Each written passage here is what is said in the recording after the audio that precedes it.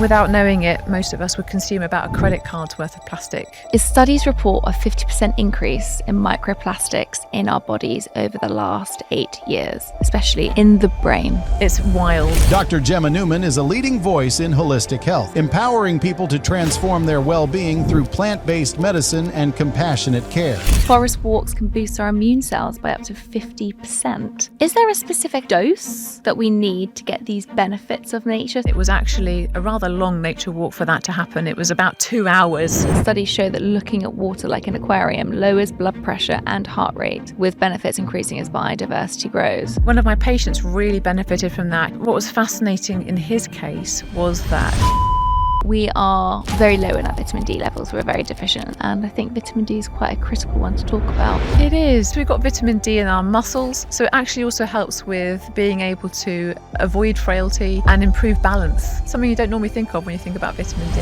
So you have been a practicing doctor for over 20 years. If you had to distill all of that experience into one nugget of information, what would you say makes us truly healthy? The one thing that will help you in your health journey is... We want to make sure these conversations get to as many people as possible.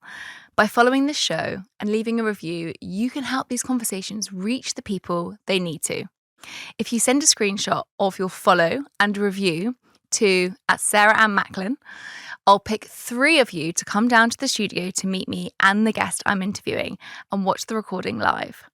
In your email and message to me, don't forget to also let me know who you'd like to see on the show. Dr. Gemma Newman, welcome back. Thank to you. Live Well, Be Well. Thank you. This time I'm so happy we're in person. I'm delighted to be in person, and this studio is just so great. I'm loving it. And the mugs. I love it. Have a Branding. sip of water. On brand. Have a sip of water, because this is going to be quite a big question to open. Oh, gosh. Okay. I'm readying myself psychologically. You're ready? Okay, Yes. So you have been a practicing doctor for over 20 years. Yes, I have. That's a very long time to Makes you feel observe. so old. That wasn't the main point of what I'm getting to, but what it does mean is that you've had 20 years to observe health trends, which is a long time. If we think about epidemiological studies and how long they go over, you've basically sat with patients for 20 years. Yes. So if you had to distill all of that experience of the last 20 years into one nugget of information, what would you say makes us truly healthy? Wow. One piece of information. That's a big question, but I think the thing that rushes to my mind is the one thing that will help you in your health journey is a sense of self-compassion. So when things go wrong, when things are not as you would want them to be, if you have the ability and the capacity to understand the importance of compassion towards yourself, and of course towards other people, but primarily towards yourself, it allows you to take those steps in a way that you'd never have done before. And it allows you to imagine a potentially better future as well, which I think is so important when you're struggling. And I think that's probably the biggest thing, really, because then it allows you to make health steps as well. I mean, that is my word, and that is where all my work centers around, is self-compassion with health. From a personal perspective, and from then understanding from clients who have come to see me in clinic that the biggest thing that they're missing is any kind of self-kindness for themselves. Was there a moment in your life where you suddenly thought, this is what I need? Or how did it come to you that it was the most important element of the work that you do? I love how you've switched this round in the second question to me already, but I'm here for it. So for me, I have realized that I have never liked myself. I know that sounds a really harsh thing to say, quite a brash thing to say, but I grew up not knowing I was dyslexic. So I was told constantly that I was stupid at school, physically told that I was unsmart, slow at processing, was a really troubled child, and that was written in all my school reports and told to me all the time. I was told to stand out of class. So I already felt that I wasn't very good. And then I went into the modelling world that saved me quite quickly. And I was good at something, but then there was a lot of rejection that came with it. So I knew every part of my body, I disliked every part of my body. I knew how every angle of me looked, which is not healthy. So again, I had this intense self-critical lens. So I had one with my mind and one with my body constantly.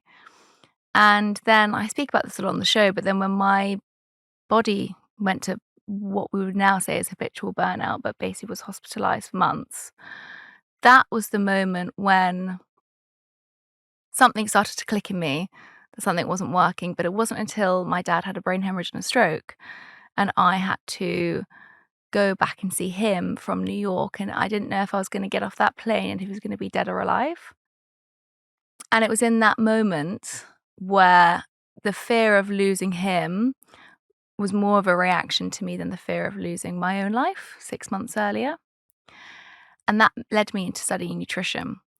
And that's when I figured out that I was neurodivergent and my brain worked in a different way, and I actually wasn't stupid and was smart, but in a different way to the conventional way. And that was the first moment when I felt a massive acceptance in my body for who I was. And I had no idea that studying biochemistry and nutritional science was ever going to give me that. Because going back to school, it was my worst fear. I was like, I can't do that. And I nearly dropped out after 6 weeks. I said, I'm out. I can't do this. I should never have gone back to school. And it was my professor that said, no, you can.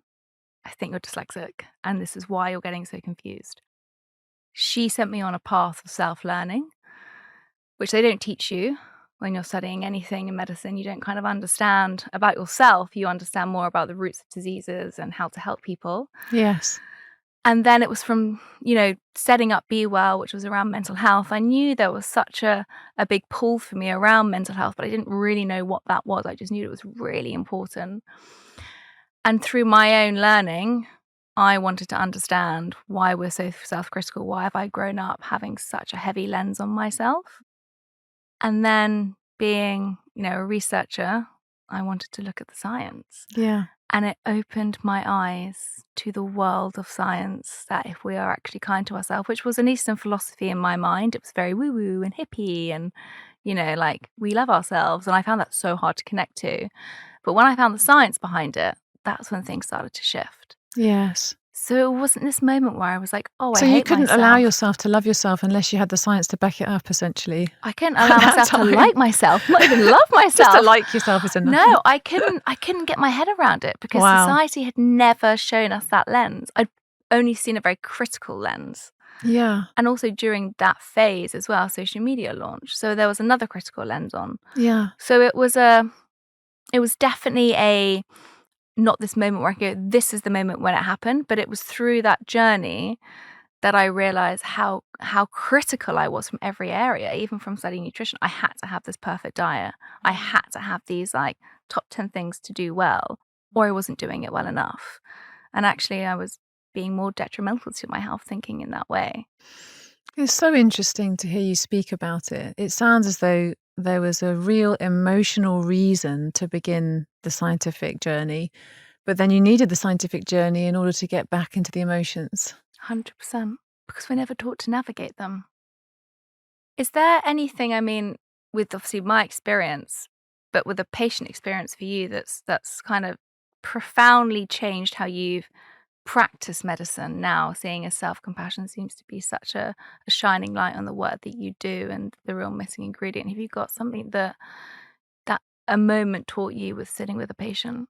Oh, I learn so much from my patients every day. I was in clinic this morning and I'll be honest, I think one of the things that really helps me get perspective on my life and gets me out of my head is focusing on others. So focusing on the issues that my patients bring to me, focusing on wanting to help them in the best way possible is a very simple and easy way to get out of my own head. And what's interesting is I think a lot of people who are medical professionals go into it to help people, which I know is the cheesy answer, but it's true for a lot of people. However, there is also a fair amount of ego in medicine. And one of the biggest bits of advice that somebody gave me early in my career was to take my ego out of the consultation room as much as I possibly could, because it's the ego that says you need to do this. It's the ego that says, you need to listen to me. It's the ego that says, I know all the answers to your problems and you need to do X, Y, Z. And all you need to do is listen to me and do it.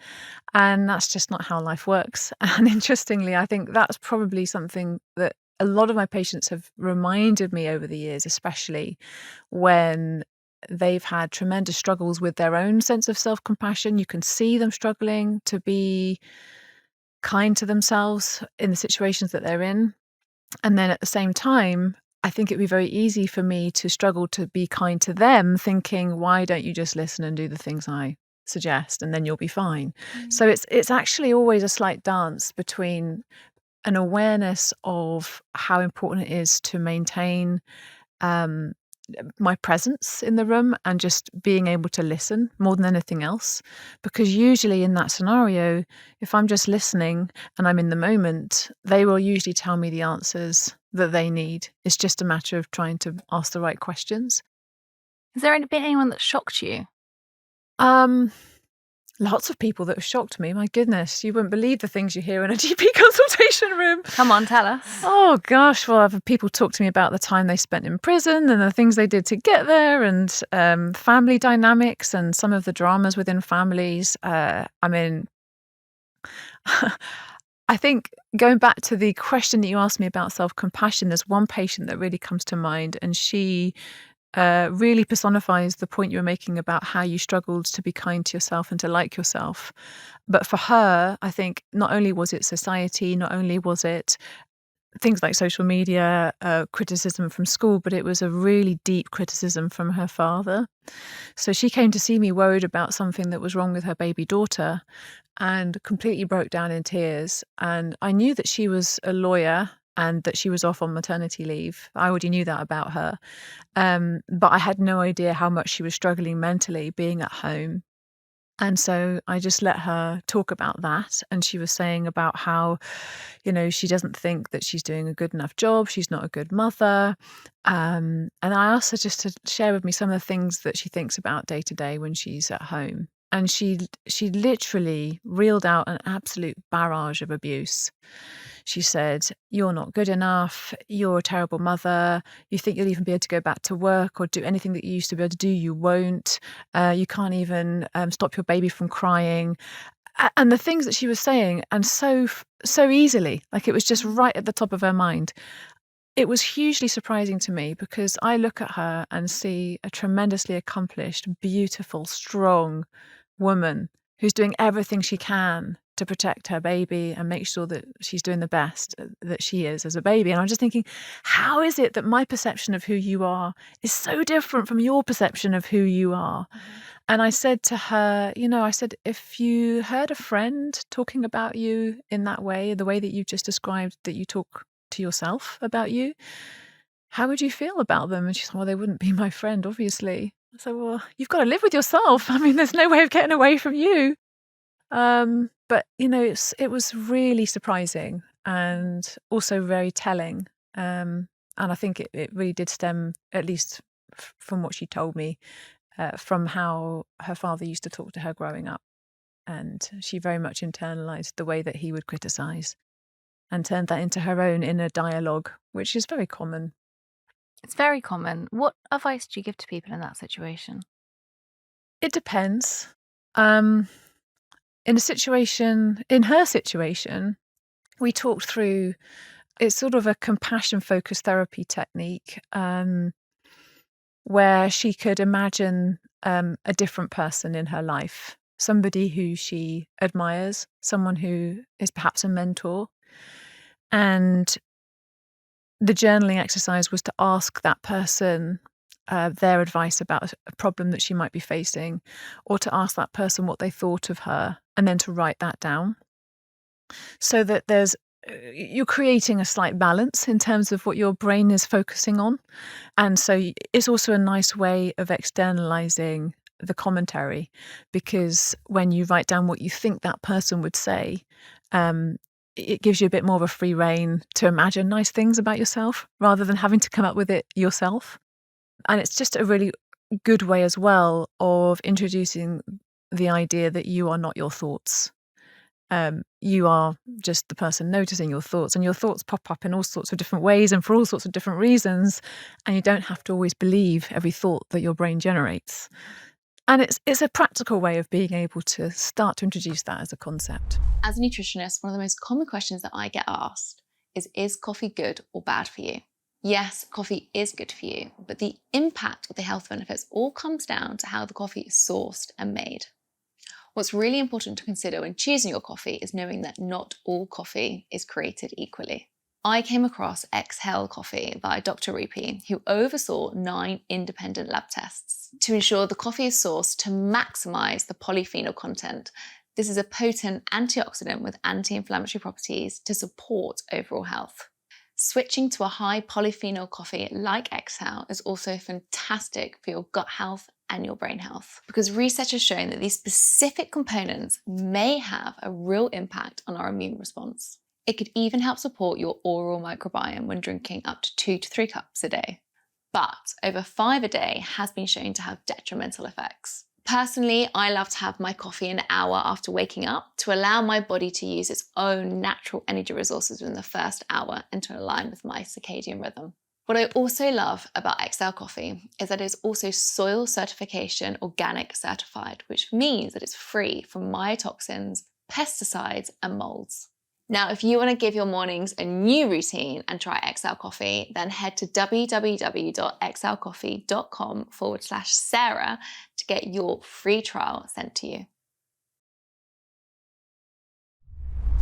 I think you are not your thoughts is so powerful, because it's one of those moments where we can ruminate and become so consumed, and it can become so loud, and we can be filled with so much guilt and shame that to kind of get out of that can be quite hard for so many people.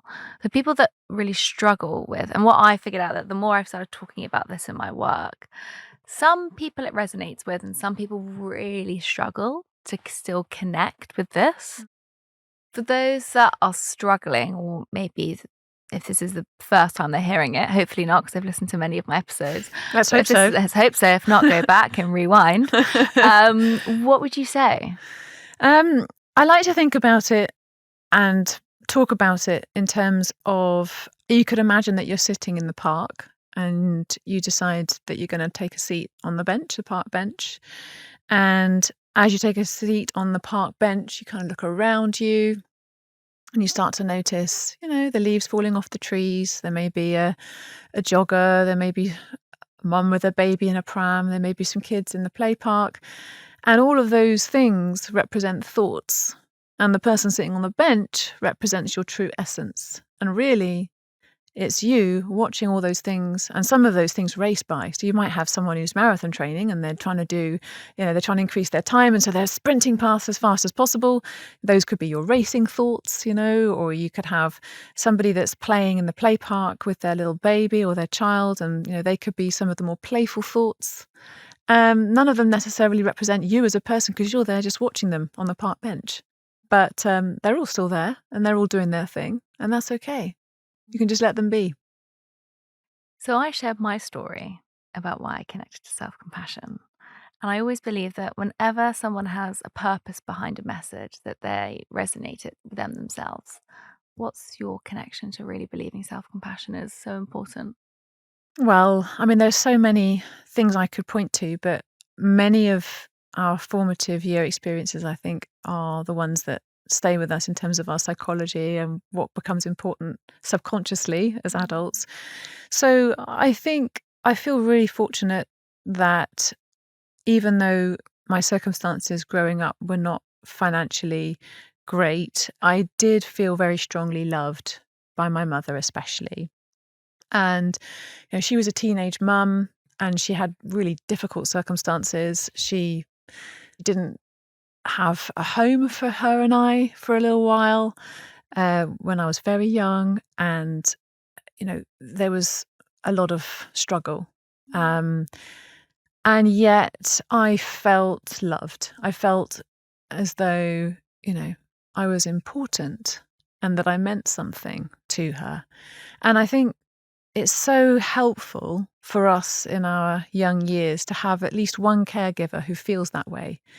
because it really helps to bolster you against other adverse childhood events and experiences and various things that you have to become resilient to as you're an adult. Like that single emotional experience can be tremendously helpful. So I'm beyond grateful for that gift. I think that was something that allowed me a sense of just being useful or helpful or of worth on this planet, not for anything that I particularly did or said or achieved, but just for being me. And I think that's probably the main thing in terms of a positive influence. And then just noticing the patterns of the people around me and how they struggled. I think there was a big part of me that really wanted to help and to fix. I've mentioned, my dad's mental health struggles.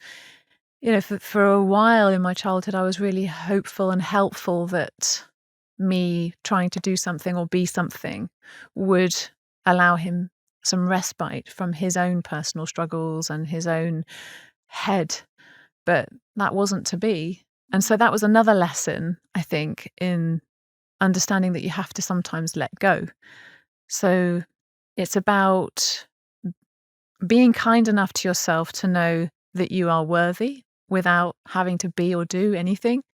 And also aware enough that your presence doesn't always fix everything. But listening can be helpful. Active listening is so helpful, but to Yeah. yourself, Yeah. right? Because I can imagine it's even harder when you're trying to save a parent because the roles are reversed. Yes. Yes, exactly. I mean, I think at the time it became very obvious that that wasn't going to be possible. Like I wasn't going to be able to be the thing that helped him feel better. But that was okay. And sometimes it just helps to sit with someone, when they're going through a miserable time, probably more so than trying to fix it. That's something that I really learned from Simon Sinek, who came on here actually. And he spoke a lot about friendships. And he said, so many times we go and try and fix the problem with our friends rather than just being there for our friends and actually not saying anything. And he did say a scenario of like jumping into bed and with an ice cream. And I was thinking, I'm not sure if we would do that, but sitting on a sofa and just holding that person and not saying anything. It happened to me yesterday. I was with a patient and he's dying. This is a very somber chat. I'm sorry, but but he's dying. He's got lung cancer, and he's not getting better. He won't get better, and he was really struggling with physical symptoms, and he was there, just crying. And I think it's possible for someone to feel really unsure about what to do in that situation. And the truth is, you don't necessarily really have to do anything. So, I just held his hand. I didn't have to say it's going to be all right because I knew it wasn't. But I think for him just to release the emotion and to have someone be comfortable enough to sit with him in the emotion and to hold his hand and just to sit quietly and just to wait and to be there, it does relieve some of that feeling of emotional tension. And I think it just allows you a subconscious understanding that we're all in the same position. We will all die, actually. Yeah, it's a realization we've got to get to. We have to. In fact, sometimes I think we really need to talk about this more often, because I think if we were all more aware of our imminent mortality, we would certainly be kinder to each other and ourselves. Yeah. Because we've only got a limited time here. Exactly. But it's odd, isn't it, that we don't think about it till we're old, and then all of a sudden it glooms and dooms in us. And I know, it becomes. Yes, exactly. It becomes such a big deal. We should, I think, I suppose there's no real should about it. It's what we want to do. But I think society and the way that it's constructed stops us from having a real awareness and almost a comfort of the idea of the finite nature of living. And it's what gets us so caught up in stupid internet drama. You know what I mean? Yes. What's the point? All the small things that actually we don't need to be stressful about. I mean, it takes me to a really interesting quote in your book, by the way. So, get well, stay well. following on Live Well, Be Well. I found this really interesting. Pain and pleasure share pathways in our brains, and numbing one can dull the other. Our natural negativity bias also makes positive focus challenging. I found that so interesting because you speak a lot about, we have an acronym, GLOVES, and the G is gratitude. That's what you start with. Very powerful tool, but it made me kind of think, okay, well, we're all talking about the importance of gratitude and to be aware of it. But if someone's really in pain, how can people deal with that hardship in a very gratitude way? And reading that quote all of a sudden flipped my mindset quite a lot. Yeah. And also, what makes it super interesting is it's not just for when everything's going right. It's not just gratitude. It's not just for when everything is good. It actually reduces the perception of pain. If we are able to find something good in a situation that we are finding challenging or that we feel is bad, it reduces our perception of the pain that we're experiencing. And ultimately, it also independently reduces the amount of pain that you feel, which is nice. Which is really nice. That's what we want. It is Better ideally. than popping an ibuprofen. Yeah. I think what would be so helpful for people to understand is that our perception of struggle is almost as important as the struggle itself. And what we do with the struggle is within our grasp. Whether the struggle itself is something that we could control or whether it isn't, we can obviously aim to control how we respond to that and what lessons we choose to learn from it and how we choose to treat people as a result of it. And this is actually something I find quite interesting when I think about bringing up children, because as parents, we really want to soften life's blows and we want to make sure that they never suffer and that they never experience anything hard. But at the same time, when we do experience hard things, it actually helps us if we are able to overcome them or able to push through them or able to feel them and then move through it. It gives us that sort of strength and that resilience and that understanding that, these things come and go, a bit like waves and different weather patterns and thoughts on a park bench.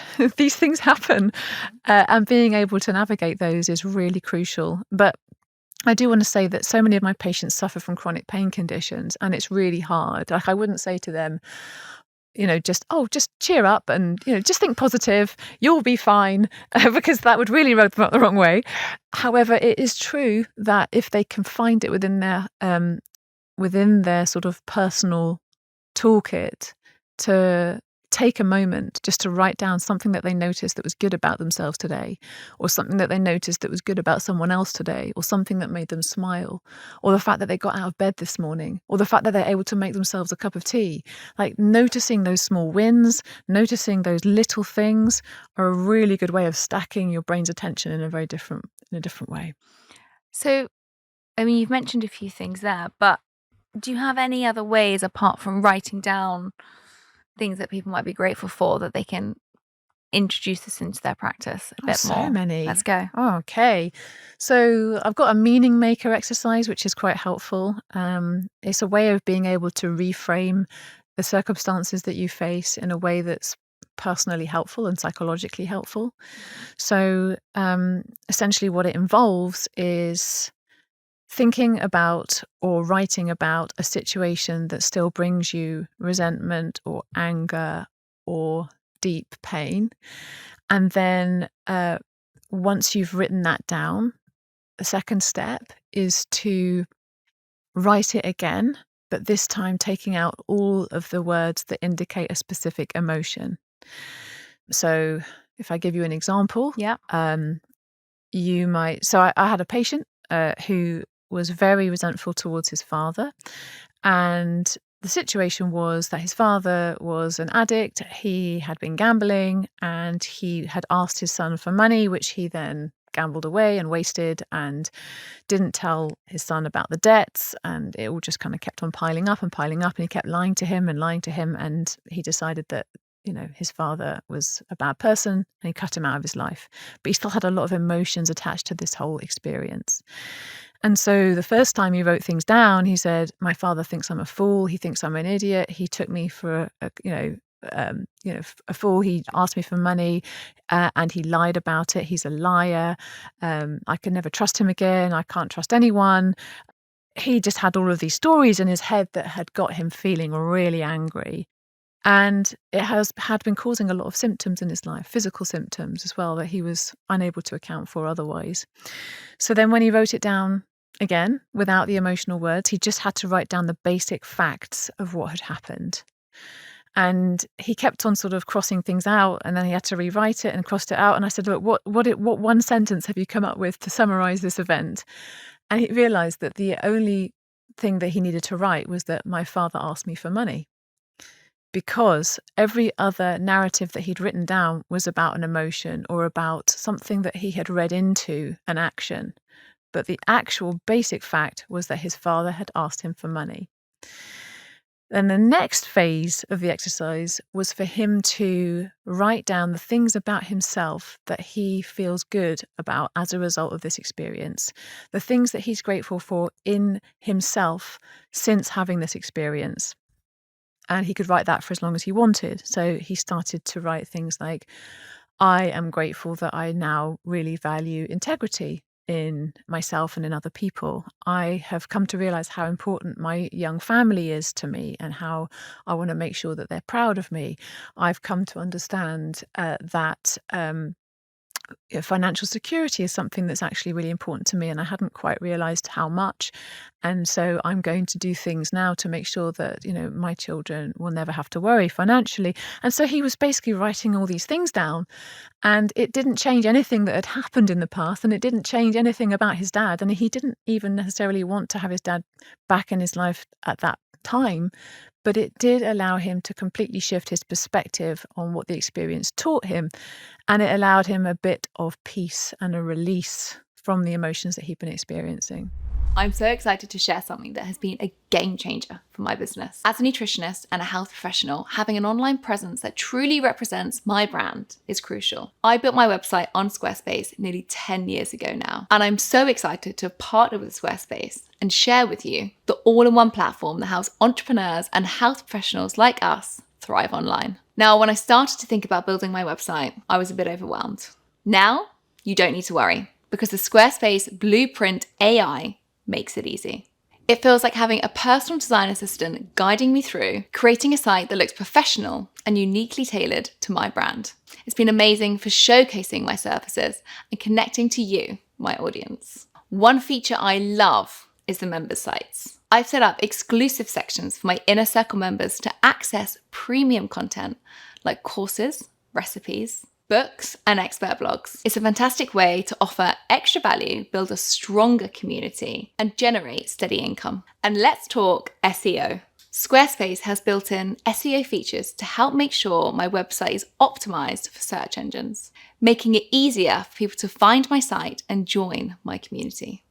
If you're a health professional or brand looking to elevate your online presence, I highly recommend Squarespace. It's been vital for growing my brand and making real impact. Check out squarespace.com/livewell for a free trial. And when you're ready to launch, use the offer code LIVEWELL for 10% off your first purchase of a website or domain. Wow, that's so powerful, isn't it? Just to simply write down, reiterate, write down, reiterate. I think it says something so powerful about, I think our minds are so incredibly strong. Our bodies are less strong. Our bodies will give up before our minds do. Our minds will keep going. So if we can use tools like this to help cultivate more of an understanding of our minds, there's so much power in it. Because as you said, nothing changed apart from his mindset. Well, I think our minds do have great power, don't they? They have the power to derail us completely. Completely. And they have the power to lift us to heights that we couldn't have imagined before. And that's another thing, that's another tool I talk about is visualization. Sometimes it really helps to be able to imagine something in the future. That can be helpful too. Yeah, visualization is a very, very powerful one. Something that I've found really powerful, actually, that works with the mind that you mentioned in the book is nature. I found it really interesting that forest walks can boost our immune cells by up to 50%. It's incredible, isn't it? Isn't that? I mean, it also, there's moments where I go, why? I still have this tossing and turning with, do I leave London? Do I stay in London? And I feel such a pull to living here and I love it. And I feel that there's so much things that happen here, but that I also know that it's not the best for my mental health at times living in an urban jungle. Well, there's a lot of great parks here in London. There's a lot of great... I know I do now have moved next to a park for that reason. Wonderful. But for 12 years, I didn't live anywhere near a park. I want to dissect the nature part a bit more, because for me, I get so much calmness going on walks, being near the sea. I grew up near the sea, so that's So did kind I. of I feel very calm when I'm near there. Is there a specific, and I say this to anyone watching on YouTube and quotations, but is there a dose that we need to get these benefits of nature? So, one of them is that it can boost our immune cells up to 50%. What's the research saying? Oh, there's so much that I could talk to you about. I think basically with that quote, with the 50% increase in your immune system, so what that comes from is some amazing studies that took place in Japan, and they were basically checking the immune function of different people for the study. As a measure of their natural killer cells. So it's the amount of natural killer cells that their bodies were producing. And so those cells were increasing by up to 50%. And it was actually a rather long nature walk for that to happen. It was about 2 hours. So clearly you're not necessarily going to be able to walk in nature for 2 hours every single day. I would say take work calls when you're walking. Yes, that's been a the good biggest idea. change to my life this year. Amazing. Because I was just sitting on calls and I was like, well, why not walk? Why not walk? Yeah. And it doesn't change anything. So although it might not be helpful for everyone, that is one thing that could be helpful. That is a great tip, because also if you're walking, especially in a nature setting, it will probably, unless you're kind of climbing up a mountain or having to seriously navigate some marshes or something, it will allow you to probably concentrate in a better way on the person that you're talking to, rather than sitting in the same place and the same four walls. Well, I become more creative when I'm walking as well. Exactly. It's almost a form of meditation, isn't it? So that's a really good idea, Sarah. But yeah, I think there are so many ways nature can help. Boosting the natural killer cells, especially evergreen trees, that lovely jacket that you're wearing, the colours, those rich chlorophyll infused colours. God, we're such scientists. Yes, that's going to be the kind of tree and foliage that really will help you to boost your natural killer cells. But even your visual fields, just being able to relax your eye, expand your peripheral vision is a way to calm the nervous system, engage your parasympathetic nervous system, and rest your eyes. Like being able to look at a horizon is extremely relaxing for the brain. And so it's a simple tip, to reduce eye strain. You don't even have to go into nature. You can literally just sit at the desk and just take a minute to look out the window, look at the trees if you can see any, or any kind of vista that is a little bit further away from you than your computer. It's a way to relax the brain. And of course, if you can do that outside, if you can go into a garden, if you can take your shoes and socks off and just stand on the grass, that's another great tool. Well, talk to me about electric nutrition. Oh, yes. Now, did you coin this term? I think I did, I think you did. I was writing that and I thought, if I say that and then she goes, no, I didn't, then I thought I better just check. You did coin the term. I think I did. I think you did. Live up, be well exclusive. Hey. You are very clever. I mean, I loved it. Electric nutrition. Electric nutrition. Describe how connecting with the earth can recharge us. So it's essentially, I don't know if you're old enough to remember plugs that you used to have to put together yourself when you got an electrical appliance. You had the you had to have a little screws, and you had to put the plug together. Do you remember that? Thought you meant, are you old enough to remember plugs? And I was thinking they're still around today. We still have plugs. But are you old enough to remember that when you got yourself a kettle or something, you literally have to put the plug together? I don't remember that. Anyway, no. I remember doing that as a child. Or at least my parents did. I just watched. I did have the Wi-Fi dial-up. I remember that. No, I'm much older than you, obviously. No, so when I was a child, we used to have to put the plug together, and there's always the earthing wire, like the grounding wire, if you like, and that's a bit like what I think of as electric nutrition for us as humans. Like we have to ground ourselves literally when we're grounding to the earth to obtain electrons, and we can do that through our skin. There's a small amount of science to suggest that it's extremely helpful, because if you think about the process of what you eat, obviously we've got lots of evidence that foods such as berries and green leafy vegetables contain antioxidants, because they're essentially electron donators. They donate us electrons that we can then use to sort of deactivate those free radicals that are produced by metabolism and metabolic processes. It calms them down, it soothes them, it donates the electron, and everything's great.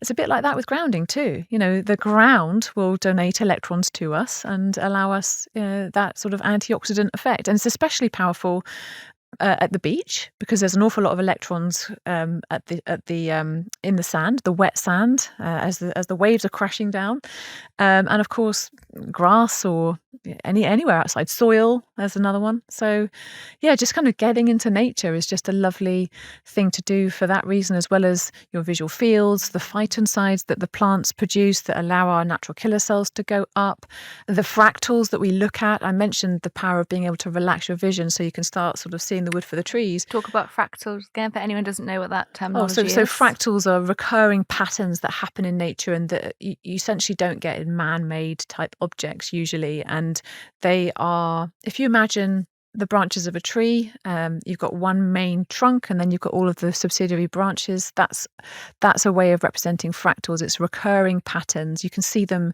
in broccoli, you can see them in shells, these very sort of interesting almost sort of spiralizing patterns that kind of repeat themselves in nature. And you can even see them in things such as snowflakes, so very small, but then you can also see them in large vistas such as coastlines or mountains. You get the same kind of recurring non-angular sort of patterns, and they're very calming and soothing to the nervous system, and our eyes are made to respond to them, and they happen in nature. So it's just another amazing thing to know to help you get out into the park or go and take that work call in the park, or just get a bit of fresh air. No, I think that's so important. And I think that I've just written an article about that I absolutely love and keep sharing all the time is the blue mind theory. Yes, I've written about that in the book as well. Yeah. That's why I wanted to bring it up, because I know we're speaking here a lot about, and I'm very aware of it because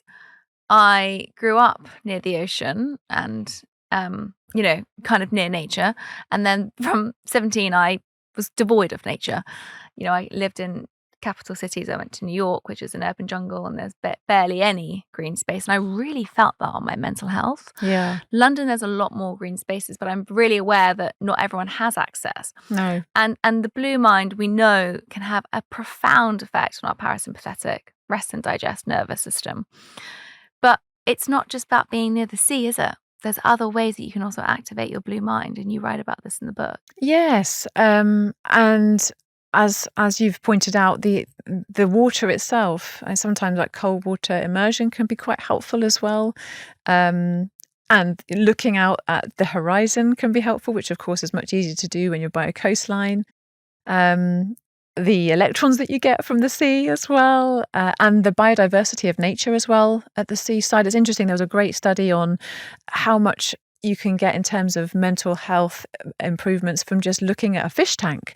This is what I've got written here. Oh, is that what you got written? So the more biodiversity within the fish tank, the higher the well-being scores. But you still benefited from just having an empty tank of water to look at, which is fascinating. Well, I think that is amazing, right? That it says in your book that studies show that looking at water like an aquarium lowers blood pressure and heart rate, with benefits increasing as biodiversity grows. Yeah. And I think there's something very beautiful about that we haven't got to escape to the sea constantly to get these effects, although that is obviously probably the best effect to get. Would love to be able to escape to the sea. Would love to do that. I would love to. Sadly, that doesn't happen very often. Yeah. My life plan is to at one point live near the sea. That's my visualization.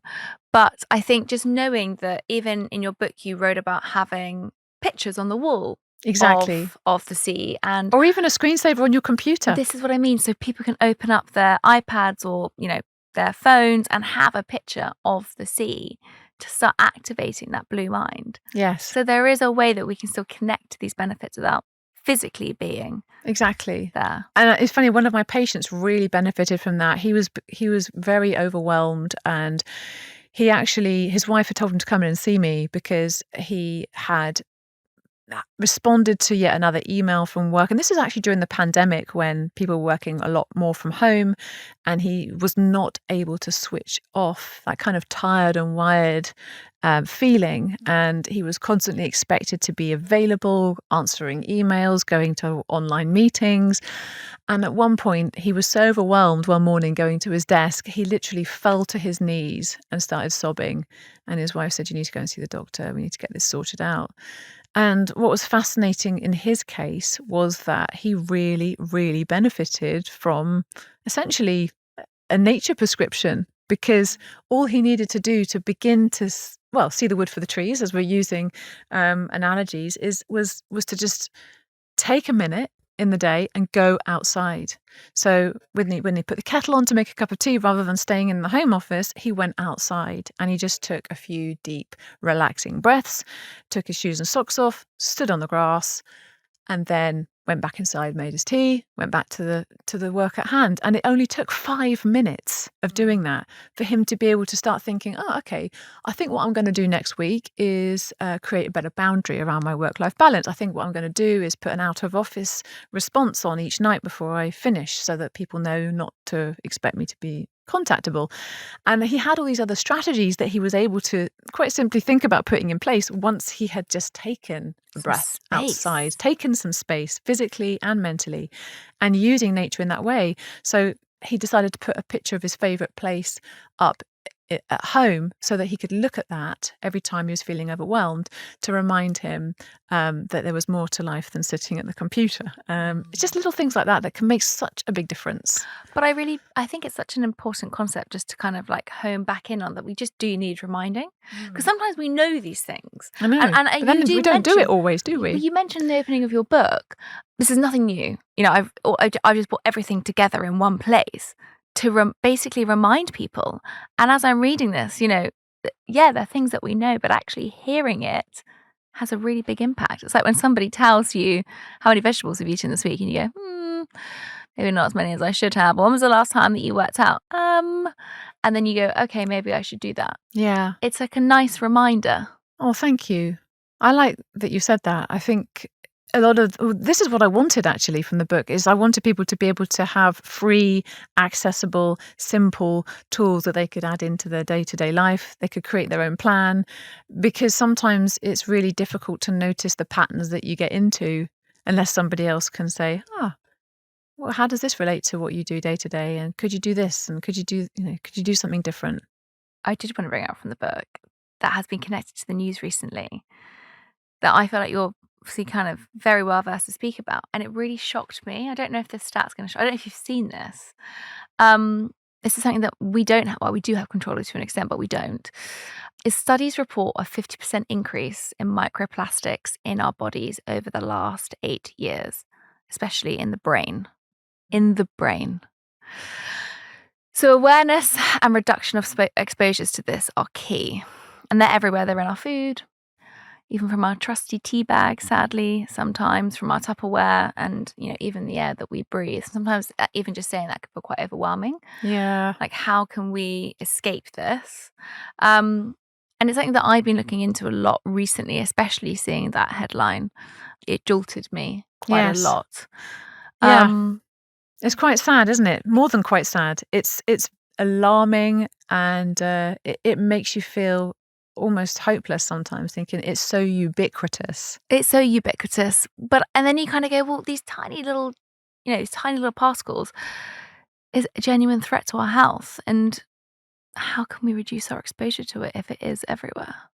So I decided to write about that a bit in the book, because I wanted people to have an awareness, but without feeling overwhelmed. And the tea bags that you mentioned, I know, is quite alarming. If you get the average tea bag that uses nylon, some of the posh ones use nylon. Well, I love it. It's the posh ones that are the ones that are killing us. It's like, well, a lot of them are actually now made with corn, which is helpful. Okay. So there are various brands now that will say on their website that they make their posh tea bags with corn rather than with nylon. But it's also, the lining of those takeaway cups that you get from all the coffee brands, that is also plastic. And so anything that's heated in plastic is going to leach those plastics into the food stuff or the drink, which is why it's particularly helpful when you're thinking about hot food and hot drink to avoid consuming them in something that is plastic. So I don't remember how many millions of microplastics are in one cup of tea, but there are a significant amount if you are using a tea bag that is made from tiny bits of plastic. And it happens, even they don't look like plastic, which is why it's so confusing to people. But it's actually part of the glue lining that puts the tea bags together that can sometimes be made using plastic. So I'd say look on the website, find yourself a nice tea bag brand that you can trust, and they will say on the website what they're made from. If they are not made from plastic, they will probably be quite proud to announce that. Get yourself a nice takeaway mug, which is great for the environment. It also means, you don't have to, you pay a bit less, don't you? If you can think ahead and bring your own ceramic or glass coffee cup. Try to avoid heating your food in something plastic. So if you're going to get a takeaway one night, maybe you're going to treat yourself to a Friday takeaway, just scoop it out as quickly as you get it. If you want to heat it up in the oven or the microwave, don't heat it in plastic. Chances are it will probably have already leached a little bit of plastic into it from the journey, from the takeaway. But it's kind of having an awareness of it means that you might decide to store your food in glass, for example. Like you can get these amazing kind of Tupperware boxes now that are made, from glass, or you can literally just have them on a plate and then just put them in the fridge on a plate with another plate on top. Yeah. Like you don't necessarily need to have something plastic to put it in. And if you do decide to put it in plastic, that's okay, but try not to heat it in the plastic, which again is microwaves. Yeah. I just Googled while you were talking. How many millions of microplastics are in one cup of tea? Yeah. So I wrote it down, but I don't remember now. Tell me if this is right. So it says to avoid. Oh, hang on. So microplastics, 11.6 billion particles per cup. Billion. Wow. So it was much more than I even remembered. Yeah, that's correct. It's wild. That is wild. Yeah, I know. I mean, we probably, without knowing it, most of us would consume about a credit card's worth of plastic. I want to say every year. You're going to have to Google that as well because I don't remember the stat, but it's an actual credit card's worth of plastic. Well, it says a 2019 study found that people could be ingesting approximately 5 grams of plastic every week, which is the equivalent weight of a credit card. Yeah. So you made a year this week. It's a week. So 52 credit cards a year. It's a lot of debt. Yes. So try not to be too alarmed by these stats that we've just Googled. How bad is that for health? Like, what is this doing? Because obviously when I found out it was in the brain, that's what terrified me. Just so people can understand, like, what is the risk of having these microplastics in our body? Well, I'm not able to completely quantify the long-term risks because I don't know. But the studies I've read on it show that it is present in the brain, present in the placenta.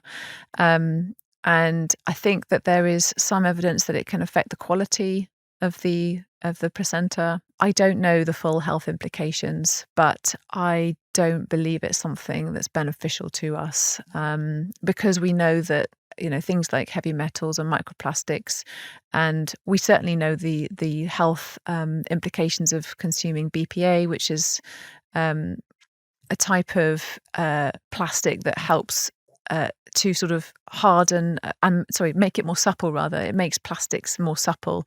So lots of people are aware, I should probably get a non-BPA bottle, but actually it's just the plastic bottle itself is going to be similarly difficult because there'll be other substances in it that you want to try and avoid. So it's a real minefield. I don't want to scare everybody into never touching their receipts, for example, BPA and receipts. Yeah, we can get really clinical about it. You could really, I think the mental health implications of becoming obsessed with avoiding microplastics could be quite detrimental. Having said that, I do believe that a certain level of awareness can be helpful.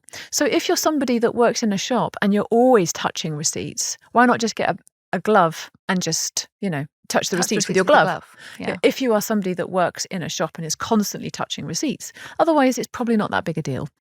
Unless you're doing a tax return. Well, yeah, but a lot of that's online anyway.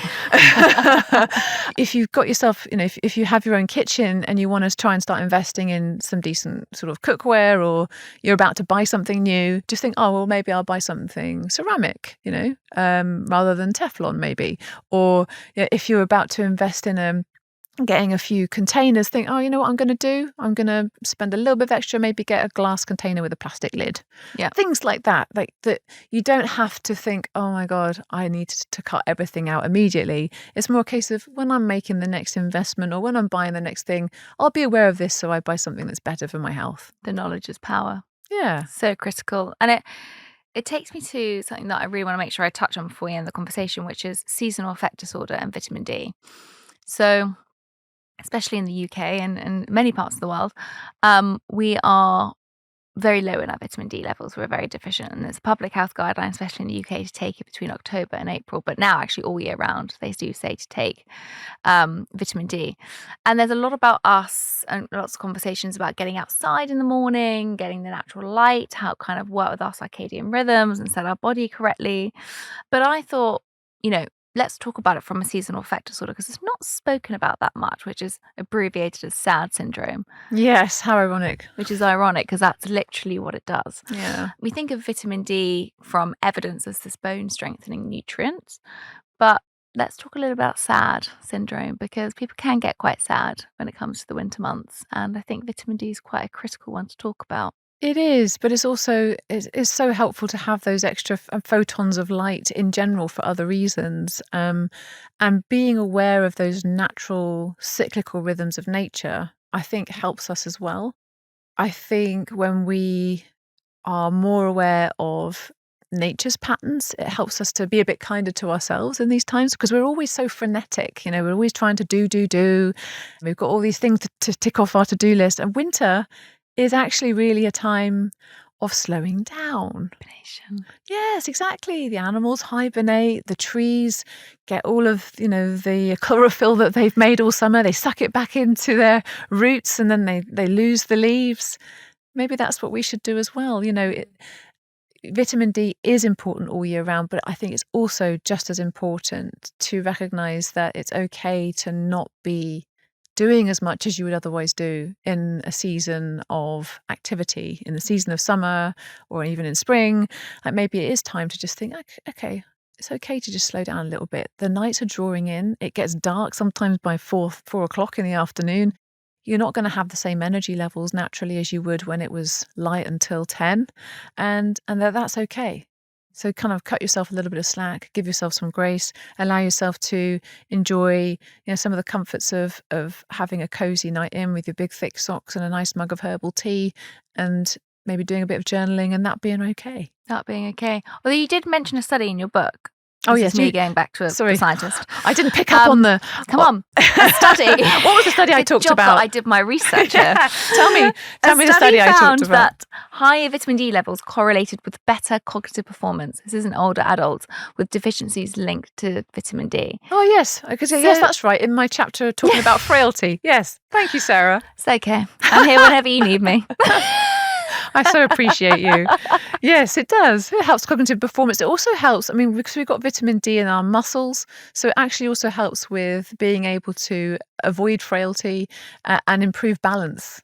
So, wow, I love that. Yeah, something you don't normally think of when you think about vitamin D. No, you don't. And I think it's such an important vitamin. I actually saw, maybe this is too much oversharing, but I don't need to say why, but I saw a gastroenterologist yesterday, and the first thing he asked me was, let's check your vitamin D levels. So we know the power of them, the power of vitamin D, the importance that we have a receptor in every cell of our body. It also helps with period pain. Can you believe that? Wow. Because vitamin D receptors are inside the womb. So if you're deficient in vitamin D and you take a supplement, there was a study that showed that it could potentially improve your period pain by reducing the amount of prostaglandins that are produced at the womb lining, so thereby reducing the amount of bleeding and cramping that you experience. All be taking some vitamin D. Yes. It's essential. I want to take it back to the beginning, because when I came to watch you speak you very kindly invited me to a conference, and I was in the studio, so I literally made just your talk right at the end. And you were speaking a lot. You probably saw me writing notes down, a lot about how we speak to ourselves, which links so wonderfully to your opening question and answer around self-compassion. And sleep is, it's become a huge topic of conversation in the last 5 years. It's the main pillar of health. People say if we don't get a good night's sleep, it's so hard to kind of carry on health behaviors, and it impacts our mood, to our metabolism, to our immune system, to everything that we know the importance of sleep.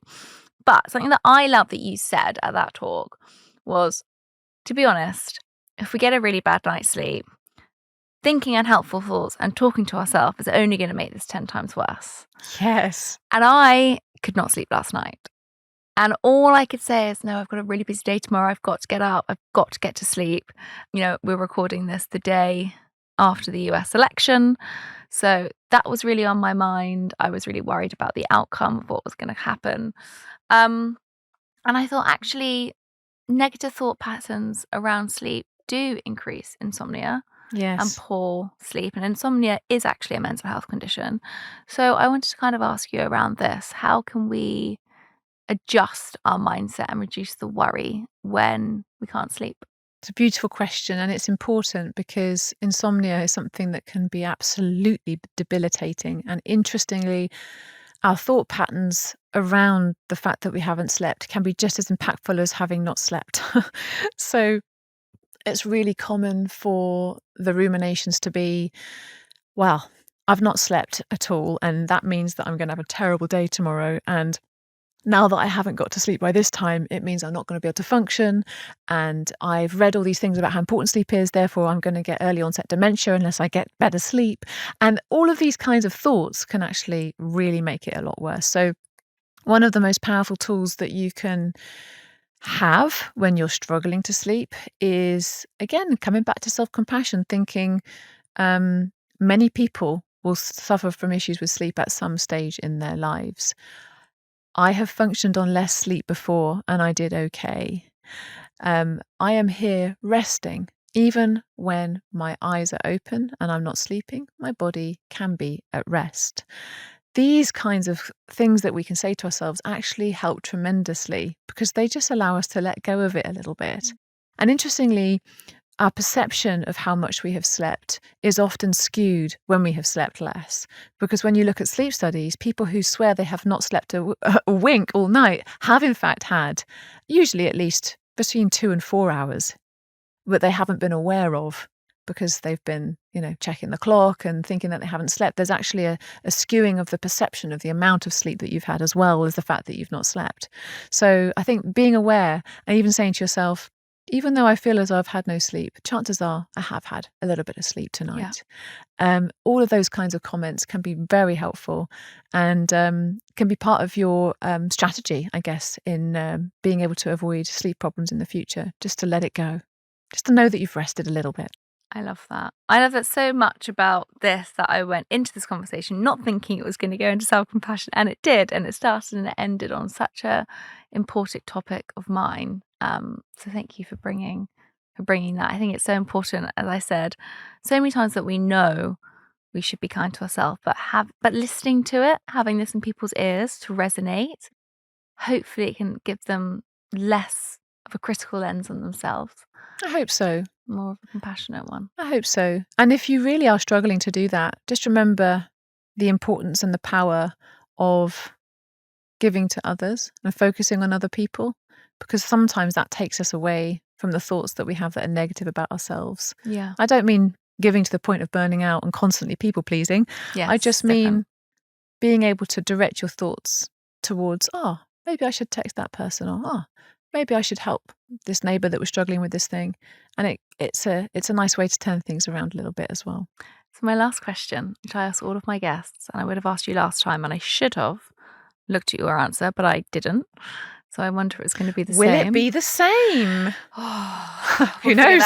Who knows? I'll let you know. I'll go back. Okay. 200 episodes and find it. No pressure.